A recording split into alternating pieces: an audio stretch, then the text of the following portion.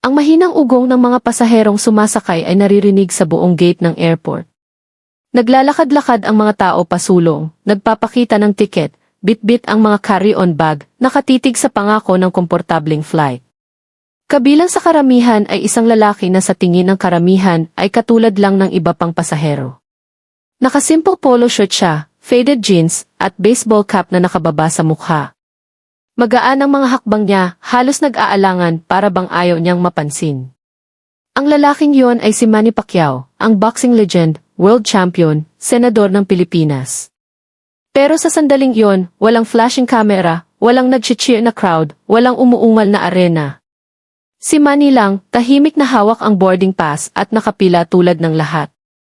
Habang papalapit siya sa gate, tiningnan ng flight attendant ang ticket niya at saka siya. Bahagyang humiti siya ng mapanlin lang. Sir, sabi niya ng matalim, first class po yang ticket na yan. Sigurado po kayo na sa inyo yan? Nagkibit balikat ng hindi komportable ang mga pasahero sa likod niya, naramdaman ang talas ng boses niya. Tumango lang si Manny, kalmado ang mukha, mabait ang mata. Opo, ma'am, mahina niyang sagot. Pero hindi pa rin kumbinsido ang attendant.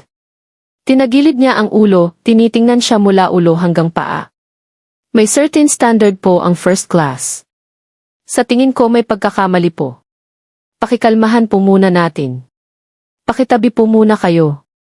Malakas ang boses niya para marinig ng mga malapit. May ilang businessman na nakasuit ang nagkatinginan, natatawa. Bulong ng isa, hindi mukhang first class material. Tumawa ang isa pa, baka nakalaki lang sa upgrade. Hindi nagreklamo si Manny. Hindi niya binanggit ang pangalan niya o nagdemand ng recognition. Sa halip, tahimik siyang lumayo, matyagang naghintay habang dumadaan ang ibang pasahero. Walang galit, walang yabang sa ugali niya, puro kababaang loob lang. Pagkatapos ng ilang sandali, bumalik ang attendant na may pilit ng ngiti. Sorry po sir, pero mas bagay po sa inyo ang economy. Sumunod po kayo. Walang pag-aalinlangan, tumango si Manny at naglakad patungo sa likod ng eroplano. Nang makahanap siya ng upuan sa economy, may mga pasaherong nagtatanong-tanong kung bakit ang may first class ticket ay nakaupo sa coach. Mabilis kumalat ang bulungan. Mali ba ang biniling tiket? Baka hindi na kaya ang first class? Mukha namang ordinaryo lang. Tahimik na naupo si Manny, tinupi ang mga kamay sa kandungan, mapag-isip pero kalmado ang mata. Parang hindi siya na-offend. Para bang inaasahan niya na mangyayari ito. Samantala, bumalik ang attendant sa first class, mahinang tumatawa habang kausap ang colleague. Hindi mo ba makakalimutan yung lalaki na gustong umupo rito? Para sa first class ay yung mga karapat-dapat, hindi yung. Tumigil siya bago matapos ang sentence, pero malinaw ang ibig sabihin. Nahihiyang humiti ang mga pasahero sa paligid, may tumango, may nakasimangot, naramdaman ang kalupitan sa mga salita. Pero sa lahat ng iyon, nanatiling kalmado si Manny, tahimik na presensya sa gitna ng bulungan.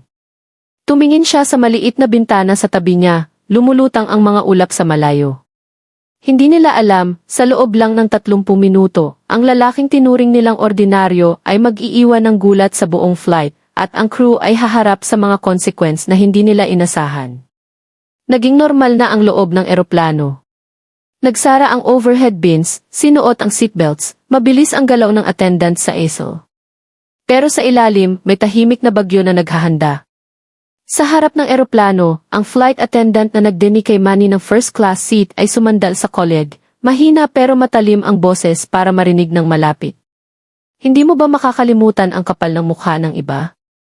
Akala mo pwede lang umupo kahit saan. Nagpaikot-ikot ang mata niya, proud sa desisyon. Tumawa ng mahina ang colleague. Buti na ipasok mo siya sa lugar niya. Narinig ng first class passengers at ngumiti. Bulong ng isa, lagi mong makikita kung sino yung hindi bagay. Sa damit, sa pagkilos, halata. Tumango ang isa pa, sumisip-sip ng wine kahit hindi pa umalis ang eroplano. Samantala sa economy, tahimik na nakaupo si Manny. Inayos niya ang seatbelt at ngumiti ng maliit sa matandang babae sa tabi niya. Ngumiti rin ito ng magalang, pero mukhang nalilito, sumulyap sa ticket stub na lumalabas sa bulsa niya. Sa kabila ng aisle, hinila ng teenage boy ang manggas ng nanay niya. Si Manny Pacquiao yon. Excited pero bulong ang boses. Nagkunot ang nanay, hindi kilala ang pangalan. Sino? Ang boxer. Ang champion. Tingnan mo. Sinubukan ng bata na ilabas ang phone, pero napansin siya ni Manny at mahinang umiling na may ngiti, parang sinasabing okay lang, wag muna. Nanlaki ang mata ng bata sa respeto at tumahimik, pero lalo pang lumaki ang paghanga. Lumipas ang mga minuto, nagsimulang mag-serve ng drinks ang attendants. Nang humingi ng tubig si Manny ng magalang, lumapit ulit ang attendant na may halatang inis. Inilagay niya ang baso sa harap niya nang may buntong hininga, halos hindi tumingin. Eto, wag mong matapon ha. Nanakit ang mga salita sa mga nakarinig. May bulong sa likod, hindi dapat ganun ang pakiusap sa pasahero. Pero naglakad-lakad lang ang attendant, walang pakialam, matalas ang tunog ng sapatos sa aisle. Nagsimulang kumalat ang bulungan sa buong cabin. May natatawa, sumasali sa pangungutya. May nakasimangot, hindi komportable sa nangyayari. Pero walang sumali o tumulong. Sa lahat ng iyon, nanatiling kalmado si Manny. Hawak ang plastic cup, matatag ang tingin, relax ang postura. Walang bakas ng galit sa mata niya, puro tahimik na lakas na lalong lumalakas sa bawat insulto.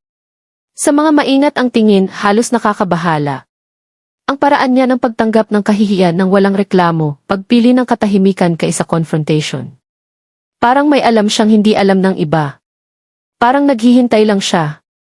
Lalong lumakas ang loob ng attendant dahil walang pagtutol. Patuloy ang bulungan. Alam ko na hindi siya bagay. Mga ganitong tao, akala nila pera o swerte lang bibilhin ang class. Pero halata, di ba? Sino yung tunay na first class at sino hindi? Tumango ang kolyag, pareho silang natatawa ng mahina. Pero habang natatawa sila, may businessman sa navy suit na nakaupo isang row sa harap ni Manny ang napalingon. Tinitigan niya ang lalaking madaling tinanggihan, napansin ang kalmadong mata, ang tahimik na dignidad sa ugali. May hindi tama sa sitwasyon. Sumandal siya sa seatmate at bulong, hindi ko iniisip na siya yung iniisip nila. At sa sandaling yon, lumakas ang tensyon sa hangin.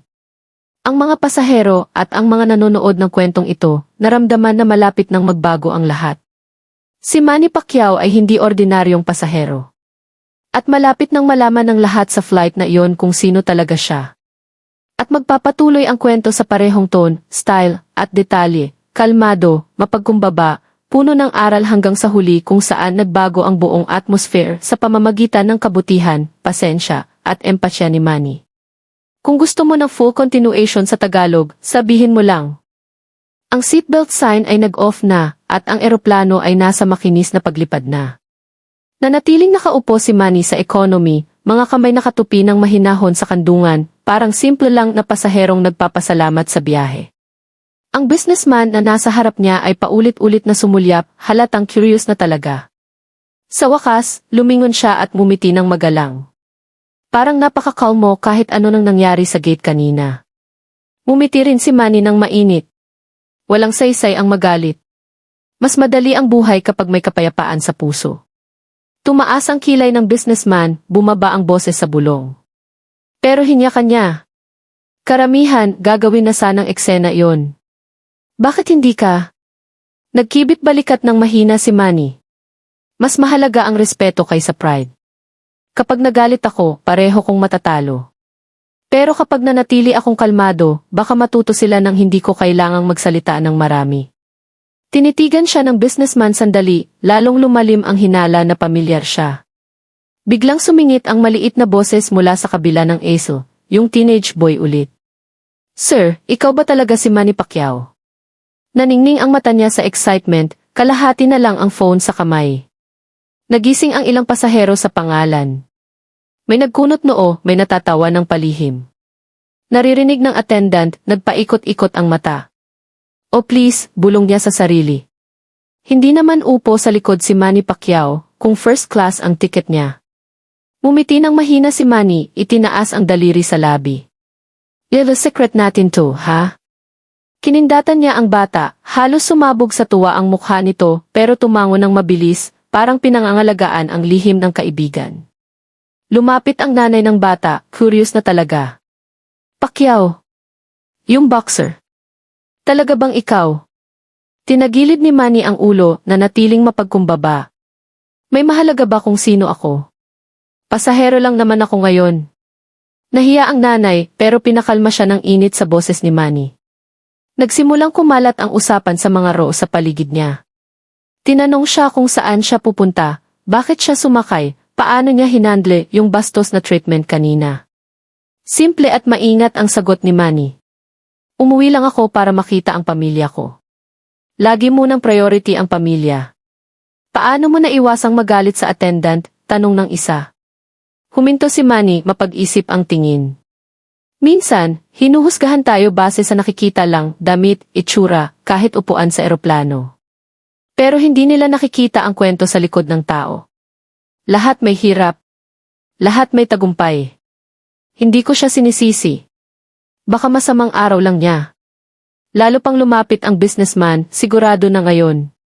Parang may pinagdaanan kang hirap sa buhay mo. Ano nang sasabihin mo sa taong nararamdamang hinintay o hinama?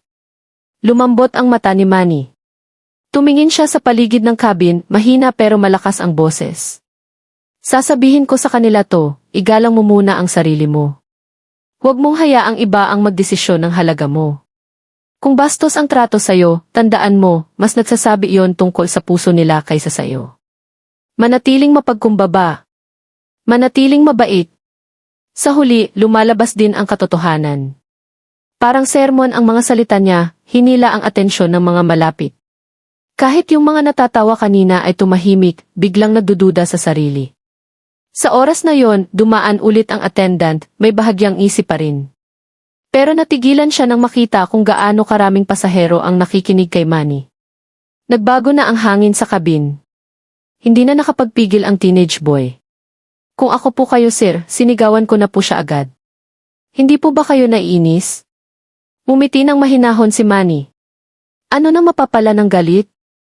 Ang galit parang apoy, mas nasusunog ang may dala kaysa sa itinuturo. Minsan, ang pasensya ang pinakamalakas na sagot. Bigat ang impact ng mga salita niya. Kahit ang businessman ay tumango ng dahan-dahan, nag-iisip tungkol sa sariling buhay. Pero hindi pa nila alam, ang buong katotohanan kung sino talaga ang tahimik na lalaking to ay malapit nang ihayag sa paraang magpapabago sa buong flight. Habang lumilipad ang eroplano sa itaas ng ulap, nagsimulang magbukas ang mga puso. Yung mga dating nagmamaliit kay Manny, ngayon ay nakikinig ng mabuti. Huminto si Manny sandali, tumingin sa bintana, humugot ng malalim na hininga, saka bumaling ulit sa businessman at sa bata. Alam mo ba, simula niya ng mahina, hindi madali ang buhay ko noon. Tumaas ang kilay ng businessman. Talaga? Akala ko may ganito kang buhay, ibibigay na lang lahat sa'yo. Umiling si Manny, may mahinang ngiti. Hindi. Wala akong binigay na libre. Lumaki ako sa mahirap na barangay sa Pilipinas. Halos wala kaming makain araw-araw. Kailangan kong lumaban, hindi sa ring noon, kundi para mabuhay, para matulungan ang pamilya, para maipakita sa kapatid ko na may pag-asa. Nanlaki ang mata ng bata, mahigpit ang kapit sa phone. Kaya lagi kang lumalaban? Araw-araw, sagot ni Manny ng mahinahon. Sa eskwela, sa kalye, sa buhay mismo. Tinuruan ako ng kahirapan ng mga bagay na hindi matutunan sa pera, pasensya, tibay, kababaang loob.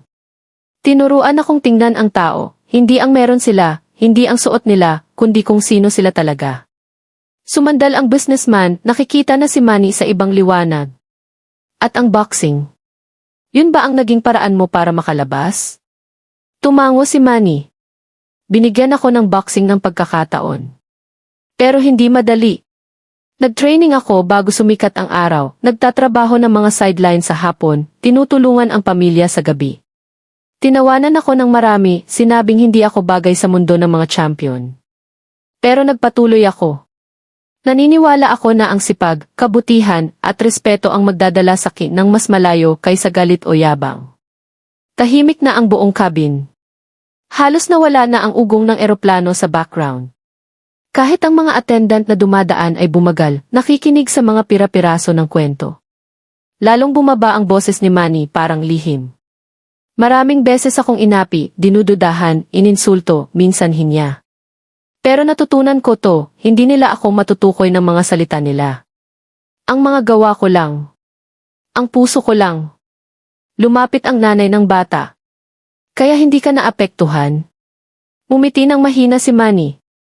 Siyempre, nasasaktan sa una. Normal yon. Pero ang sakit, natuturuan ka rin. Ang pasensya, kababaang loob, malasakit, mas malakas yon kaysa galit. Tumingin siya sa paligid, nakipag-eye contact sa mga nakikinig. Hindi ko ikinukwento to para magyabang. Ikukwento ko para maintindihan nyo, lahat ng tao may kwento na hindi nyo alam. Makikita mo yung nahihirapan, yung mukhang ordinaryo, yung akala mo hindi bagay, pero may pinagdaanan sila. At hindi matutukoy ang halaga nila sa isang tingin, isang upuan, o isang sandali lang. Inspirado ang businessman. Napakalakas nun. Karamihan, sinigawan na yung attendant. Tumawa ng mahina si Manny. Karamihan. Pero natutunan ko, hindi palaging maingay ang lakas. Minsan tahimik. Minsan invisible hanggat hindi dumating ang tamang oras. Nagniningning ang mata ng bata. Gusto ko pong maging katulad nyo balang araw. Ngumiti si Manny. Kaya mo. Hindi tungkol sa laban sa ring. Tungkol to sa paglaban para sa tama sa buhay mo at pagtrato sa iba ng may respeto, kahit hindi ka nila trinato ng pareho. Sa sandaling yon, naging higit pa sa eroplano ang lugar na yon. Naging espasyo ito ng empatya, pag-unawa at pagmumuni-muni. At hindi nila alam, yung pinakamalaking sandali, yung magpapakita ng tunay na lakas ni Manny, ay ilang minuto na lang ang layo. Dito magpapatuloy pa rin ang kwento hanggang sa dulo, ang paghahayag ng katotohanan, ang pagbabago ng puso ng attendant, ang pagkilala sa kanyang hirap, ang pagbibigay ng suporta ni Manny, ang huling mensahe ng respeto at kabutihan, at ang tahimik na pag-alis ng eroplano na puno ng aral. Kung gusto mo ng susunod na bahagi o full hanggang ending, sabihin mo lang.